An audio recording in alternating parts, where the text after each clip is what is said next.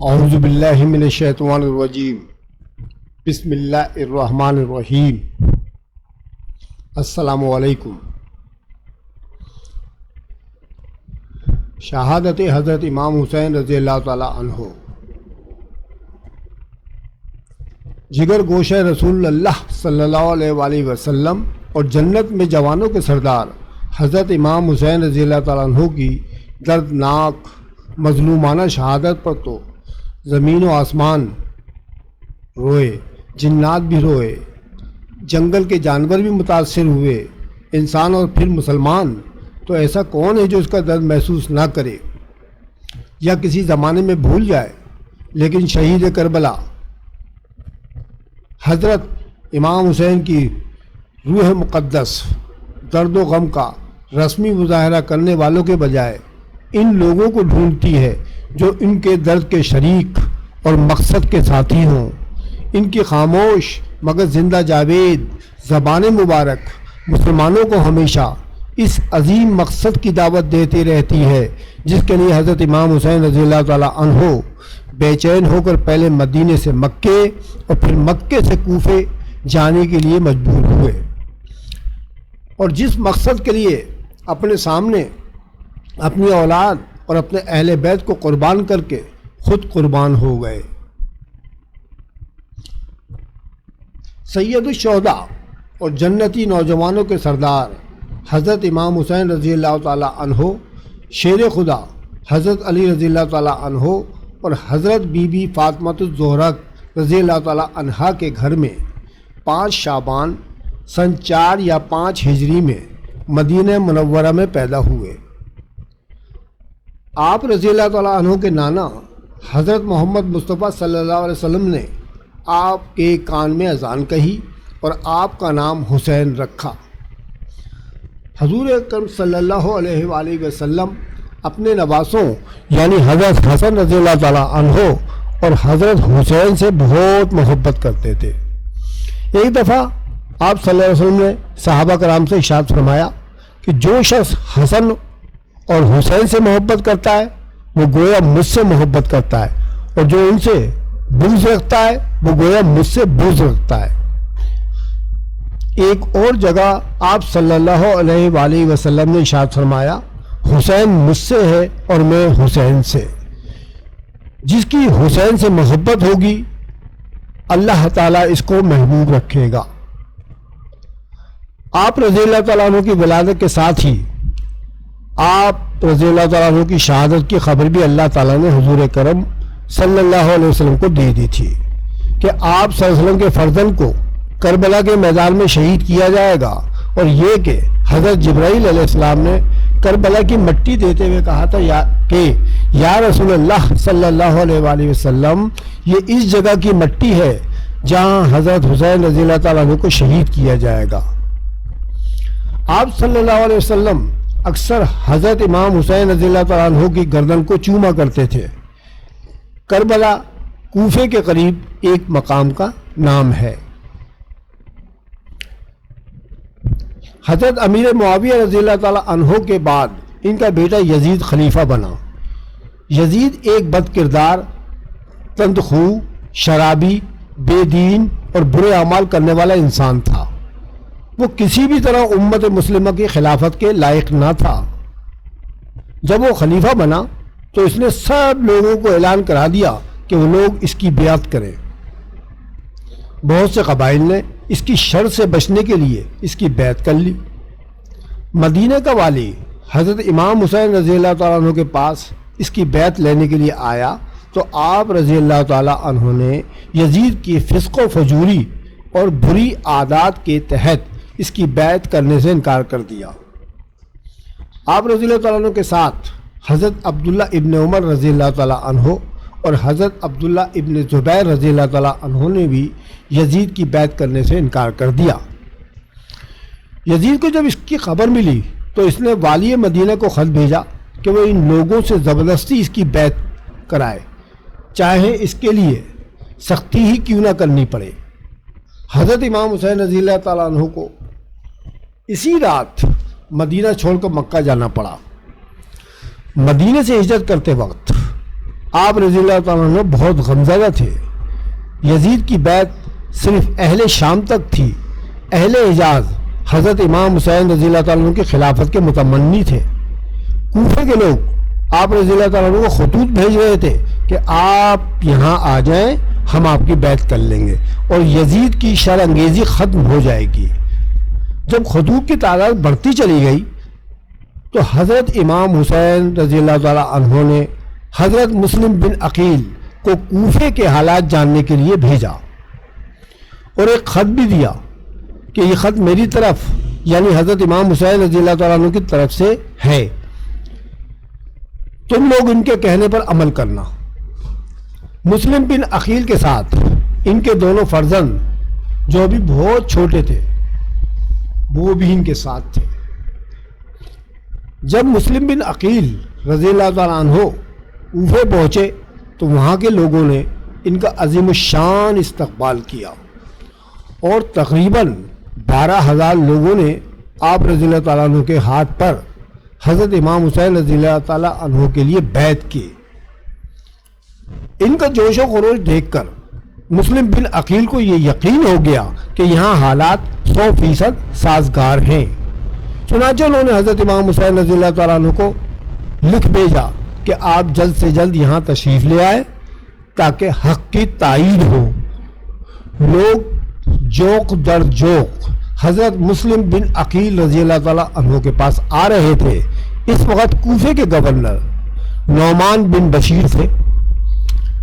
انہوں نے اس معاملے میں کسی قسم کی دست اندازی نہ کی، جس پر یزید حضروی اور عمارہ بن ولید جو کہ یزید کے حامی تھے انہوں نے یزید کو لکھ بھیجا کہ کوفے میں مسلم بن عقیل رضی اللہ تعالیٰ عنہ حضرت امام حسین رضی اللہ تعالیٰ عنہ کی بیعت لے رہے ہیں اور نعمان بن بشیر ان کی روک تھام کے لیے کوئی اقدام نہیں کر رہے، چنانچہ کسی اور قوی آدمی کو یہاں کا گورنر بنا کر بھیجا جائے۔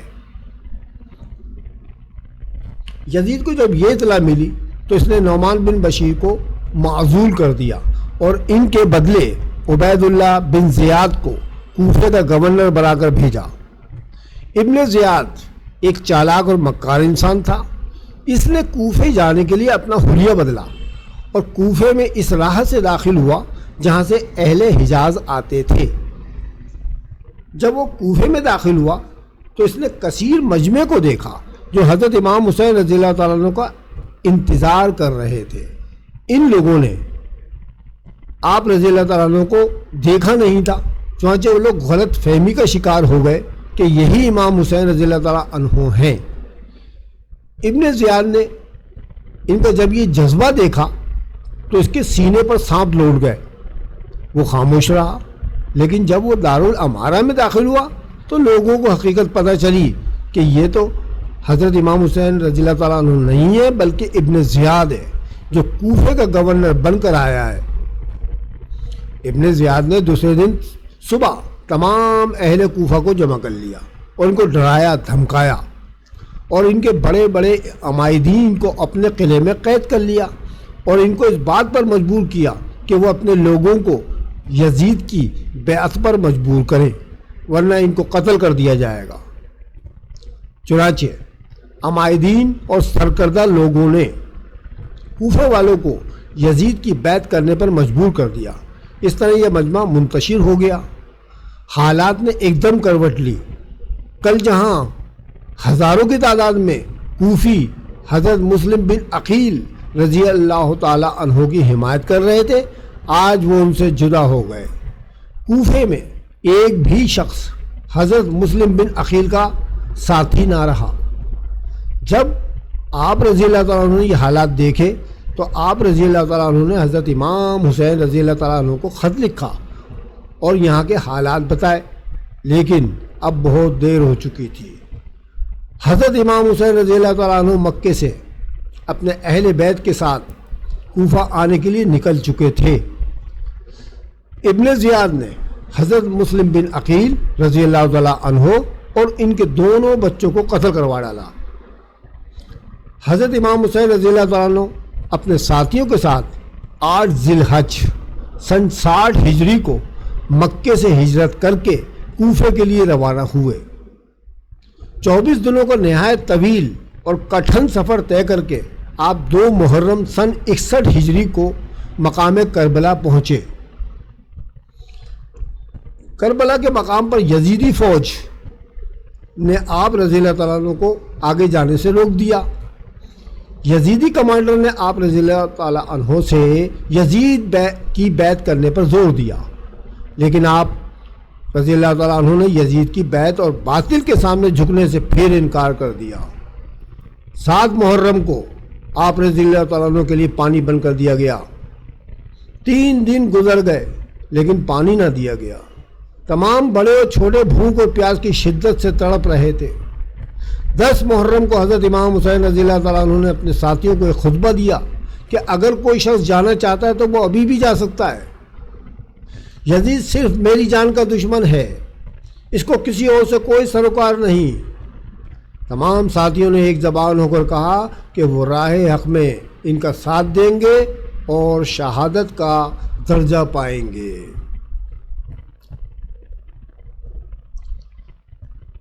دس محرم کا قیامت خیز دن نمودار ہوا، جمعے کا دن۔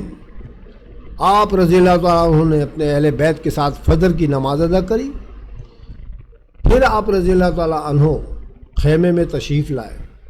3 دن کے پیاسے اہل بیت پیاس سے نڈھال، صحرا کی گرم تپتی ہوئی لو، بے وطنی اور سامنے 22,000 کا لشکر، لیکن اہل بیت کے ارادے اور پائے استقلال میں کوئی کمی نہ آئی۔ جنگ کا نقارہ بجا دیا گیا، پھر جنگ کا آغاز ہو گیا۔ حضرت علی المرتضیٰ رضی اللہ تعالیٰ عنہ کے خاندان کے بہادروں نے کربلا کی زمین کو دشمنوں کو خون سے لالہزار کر دیا اور جام شہادت نوش کرتے رہے۔ حضرت امام حسین رضی اللہ تعالیٰ عنہ کے تمام شہزادے شہید ہوتے چلے گئے۔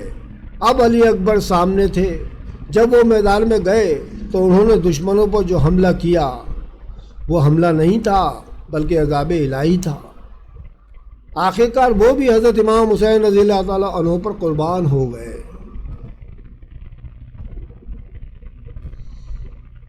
اب حضرت امام حسین رضی اللہ تعالیٰ عنہ جنگ و جدل کے لیے تیار ہوئے۔ امامہ رسول صلی اللہ علیہ وآلہ وسلم سر پر باندھا، حضرت علی کی ذوالفقار ہاتھ میں لی اور گھوڑے پر سوار ہو کر میدان میں جا پہنچے۔ ایک مرتبہ پھر اتمام حجت کی لیکن بے سود۔ پھر آپ رضی اللہ تعالیٰ عنہ کی تلوار جو چلی ہے تو دشمن ایک ایک کر کے جہنم واصل ہوتے رہے، لاشوں کے انبار لگ گئے، یزیدی فوج میں سناٹا چھا گیا، ہزاروں جوان دوڑ پڑے اور آپ رضی اللہ تعالیٰ عنہ کو گھیرے میں لے لیا اور چاروں طرف سے تیروں کی بوچھاڑ کر دی گئی۔ نورانی بدن لہو لہان ہو گیا۔ ایک تیر آپ رضی اللہ تعالیٰ عنہ کی پیشانی پر لگا، وہ پیشانی جو حضور صلی اللہ علیہ وسلم کی بوسہ گاہ تھی۔ آپ رضی اللہ تعالیٰ عنہ زخموں کی شدت سے گھوڑے سے گر پڑے۔ نماز کا وقت ہو چکا تھا۔ آپ رضی اللہ تعالیٰ عنہ نے یزیدیوں سے کہا کہ وہ ان کو 2 رکعت نماز پڑھنے کی اجازت تو دے دیں۔ آپ سجدے میں گئے۔ دنیا میں جتنے لوگ سجدے کرتے ہیں تو وہ دوبارہ اٹھتے ہیں، لیکن اس دن آسمان نے دیکھا کہ حسین رضی اللہ تعالیٰ عنہ نے جو سجدہ کیا ان کو اٹھتے ہوئے کسی نے نہ دیکھا۔ اس طرح آپ رضی اللہ تعالیٰ عنہ حق کی خاطر کربلا کے میدان میں شہید ہوئے۔ حضرت امام حسین رضی اللہ تعالیٰ عنہ نے حق پر ثابت قدم رہتے ہوئے کس طرح فسق و فجور کا مقابلہ کیا، اس کی مثال دنیا میں کہیں نہیں ملتی۔ انہوں نے آنے والی نسلوں کے لیے عزم و ہمت کی ایک بہترین مثال چھوڑی ہے۔ حضرت امام حسین رضی اللہ تعالیٰ عنہ اور اہل بیت پر آنے والی مصیبتوں کو یاد کر کے چند آنسو بہانے سے کچھ نہیں ہوتا ہے۔ اگر امام عالی مقام سے سچی محبت ہے تو ان کی پیروی کرتے ہوئے حق و صداقت کا پرچم بلند کریں، اور جس عظیم مقصد کے لیے امام پاک رضی اللہ تعالیٰ عنہ نے اپنا گھر، مال، خاندان اور اپنی جان قربان کر دی، اس کو بھی اپنا مقصد اولین بنائیں۔ آخر میں دعا ہے کہ اللہ تعالی ہمیں حضرت امام پاک رضی اللہ تعالیٰ عنہ کی سچی محبت عطا فرمائے اور ان کے اسوے پر چلنے کی توفیق عطا فرمائے. آمین ثم آمین. اللہ پاک آپ کا حافظ و نگہبان. خدا حافظ.